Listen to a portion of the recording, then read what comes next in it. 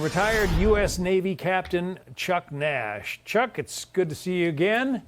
Nice to see you, John. After, when you send an aircraft carrier into, the Caribbean, it's not just that ship, it's all of its escort ships. Is this just kind of a bit of saber rattling, or is it likely that there's going to be military force employed here?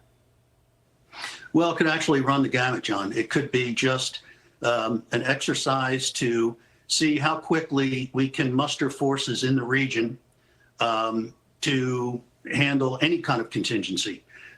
If you look at what President Trump has done in this second administration, it's really to reinvigorate the Monroe Doctrine.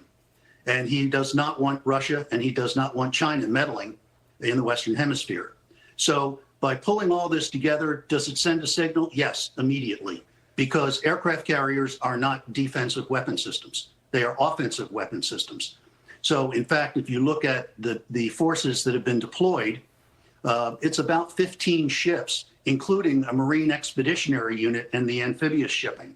So are they going to stage an Iwo Jima-type assault on Venezuela? Probably not.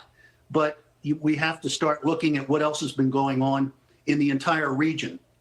Whether it's the drugs coming up from Mexico, whether it's Colombia getting still in the cocaine business.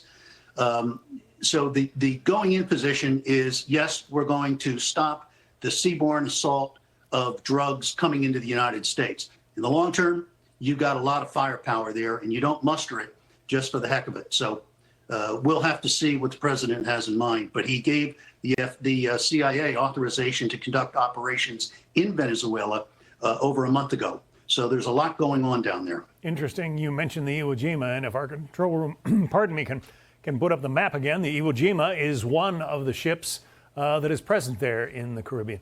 What about detractors, though, who say, you're spending a lot of money on this show of force, whether you use those ships or not, and if you're not going to use them, that's a waste. What do you say? I'd say that they're offering a red herring, because those sailors, soldiers, airmen, Marine, and Coast Guardsmen are going to be paid whether they're there or somewhere else on the planet. The ship was on deployment. The ships that are down there were on deployments anyway. They've just been repositioned. So this is, I think this is good. The going in position is stopping the drugs.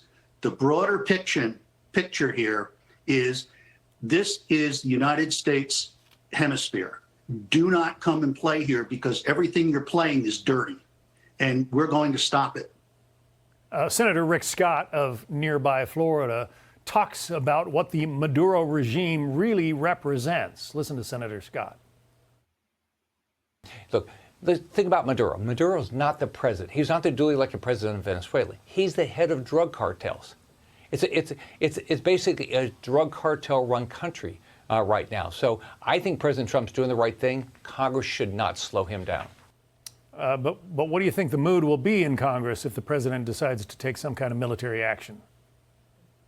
Well, I think it will be a slight majority in favor and a smaller minority against, as it has been since he took the oath of office this time.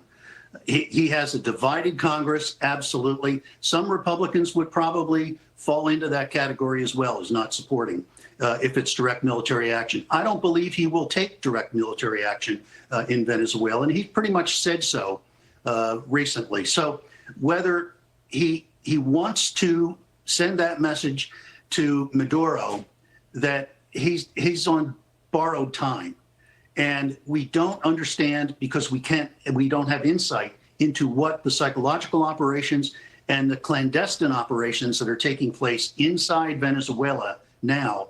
We don't know what fruit those operations will bear. But Maduro stole the last election. Our Secretary of State, Marco Rubio, has been very insistent on saying that he is not the legitimate president of Venezuela. And the recent award of the Peace Prize to Maria Machado goes further into saying that the Democrat opposition to Maduro is supported by the vast majority of the free nations of the world. It's a wealthy country that has been hijacked by a bunch of thugs, and it's unfortunate what's happening to the people in Venezuela, many of whom have fled the country. Retired Navy Captain Chuck Nash. It's good to have you on, Chuck. Thanks. Nice to be back with you, John.